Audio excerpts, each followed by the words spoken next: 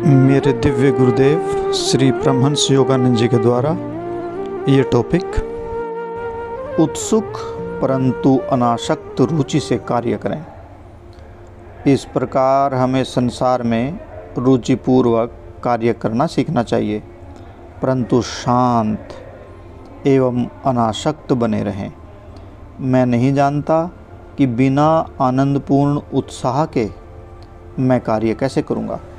रुचि होना स्वाभाविक है, इसके बिना हमें प्रेरणा के लिए कोई स्रोत नहीं मिलता। प्रत्येक कार्य को ईश्वर के लिए करने में अत्यधिक रुचि लें, उन्हें इतना अधिक प्रेम करें कि आपका सर्वाधिक आनंद उनके लिए कार्य करना तथा योजना बनाना हो।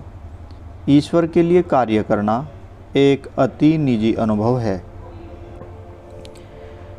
मैं उनके लिए इस भवन को बनाने में अत्यधिक आनंद प्राप्त करता हूँ, परंतु जब कुछ अनुचित हो जाता है तो मैं व्याकुल नहीं होता, तनिक भी नहीं।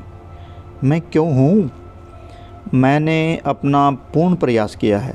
हाँ, मैं और अच्छा करने का प्रयास करूँगा, परंतु मैं विपत्ति को अपनी शांति भंग नहीं करने दूँगा।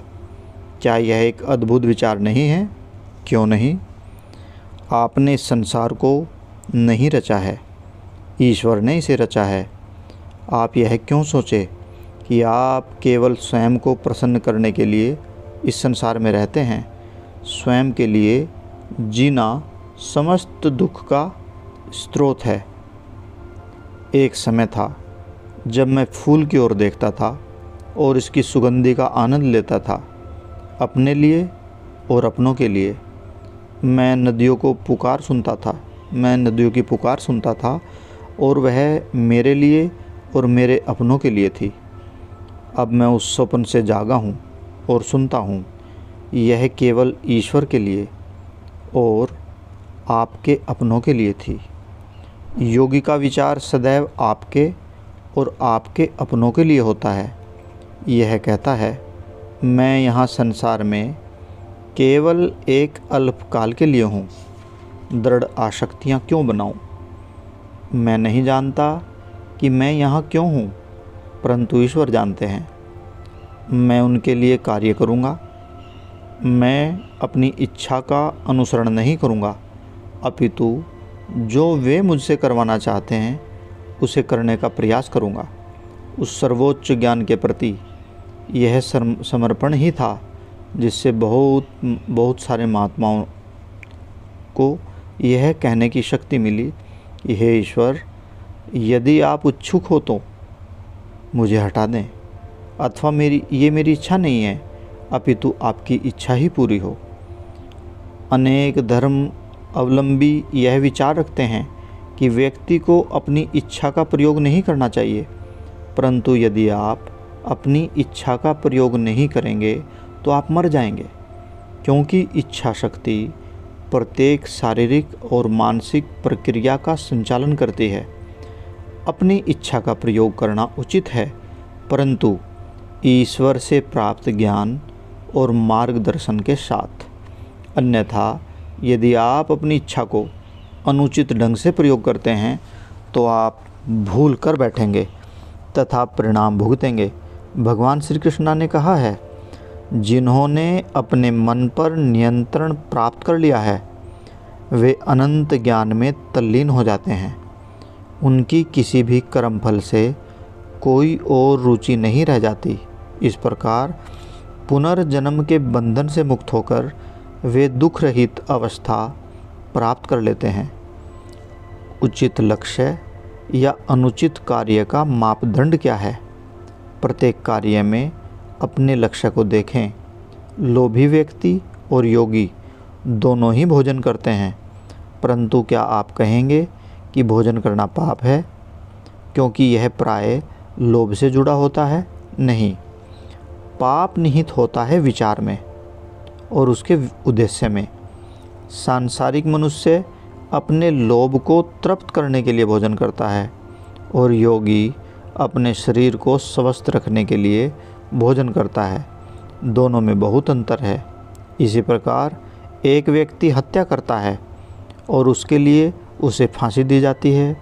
दूसरा व्यक्ति अपने देश की सुरक्षा के लिए युद्ध क्षेत्र में अनेक लोगों को मार देता है और उसे पदक मिलता है। पुनः इसमें उद्देश्य का ही अंतर है। नीतिवादी सुनिश्चित नियमों को बनाते हैं, परंतु मैं आपको इस सापेक्षता के संसार में आत्मनियंत्रण की भावना के साथ, किंतु बिना रोबोट स्वचालित यंत्र बने, अपने जीवन के उदाहरण दे रहा हूँ। गुरुजी यह उदाहरण दिया करते थे, मान लो कोई व्यक्ति मेरी अच्छी दूरबीन उधार मांगता है और मुझे विश्वास दिलाता है कि वह इसे 15 दिनों में लौटा देगा, परंतु उस समय के अंत में वह इसे नहीं लौटा पाया। जब मैं उससे पूछता हूँ कि मेरी दूरबीन कहाँ है, तो वह मुझे परामर्श देता है, आप तो एक गुरु हैं, तथापि आप एक दूरबीन में आसक्त हैं। मैं उसे यह फिर से उधार नहीं दूंगा। एक अन्य व्यक्ति दूरबीन उधार मांग सकता है, यह कहते हुए कि यह इसे पूर्णतः ठीक स्थिति में लौटा देगा। वह दयालु और विचारवान है, इसकी देखभाल करता है और शीघ्र ही इसे लौटा देता है। उसे मैं इसे किसी भी समय उधार दे दूंगा। बात यह नहीं है कि दूरबीन की अधिक परवाह करता हूँ, परंतु यदि कोई वस्तु मेरी है तो उसकी देखभाल मुझे ही करनी चाहिए ताकि यह सेवा उपयोगी बनी रहे। दूसरा व्यक्ति समझाता था कि मैं दूरबीन को बचाकर रख रहा था ताकि यह उसके साथ साथ दूसरों के भी काम आ सके। पहला व्यक्ति मेरा लक्ष्य नहीं समझता, इसलिए उसने मुझे ही वंचित नहीं कर दिया, अपितु अन्य सभी को भी इसे प्रयोग करने से रोक दिया। मैं दूरबीन को अपने लिए नहीं चाहता, मैं इसे अभी सभी के उपयोग के लिए सोच रहा था। अनासक्ति महान आंतरिक स्वतंत्रता एवं प्रसन्नता प्रदान करती है। वे सभी वस्तुएं जिनको मैं सर्वाधिक चाहता हूँ, मैंने बांट दी हैं। मैंने दूसरों के आनंद के माध्यम से उसका आनंद लिया। वह आनंद जो मुझे कुछ भी करने से प्राप्त होता है अवैयक्तिक है, अपने लिए नहीं। वह ईश्वर के आनंद में और दूसरों को प्रसन्न करने में निहित है। भारत में मेरे पास एक मोटरसाइकिल हुआ करती थी। मैं सब जगहों पर इसी के ऊपर सवारी करता था। विशेषतः श्री रामपुर आश्रम में अपने गुरु के पास जाने के लिए मैंने उस मोटरसाइकिल का अत्यंत आनंद लिया। इसलिए एक दिन मैंने गुरु जी से पूछा, क्या मैं इससे आसक्त हूँ? वे मेरे विचार और चेतना के प्रत्येक स्पंदन को जानते थे। उन्होंने कहा, निश्चित रूप से नहीं। उसके कुछ समय पश्चात मैंने मोटरसाइकिल किसी ऐसे व्यक्ति को दे दी जिसे इसकी गहरी लालसा थी और मैंने कदापि इसकी कमी अनुभव नहीं की। इसी प्रकार की स्वतंत्रता रखने के लिए पतंजलि आपको शिक्षा देते हैं ताकि प्रत्येक क्षण आप एक देवता बने रहें, अपनी चेतना के साम्राज्य में परम शासक। आप अपने सुवाह्य स्वर्ग में किसी बुरी शक्ति का प्रवेश न होने दें। मेरे मन की लोहे की शलाकाओं से कोई बुराई ताक झांक करने का दुस्साहस नहीं कर सकती। जय गुरु जी।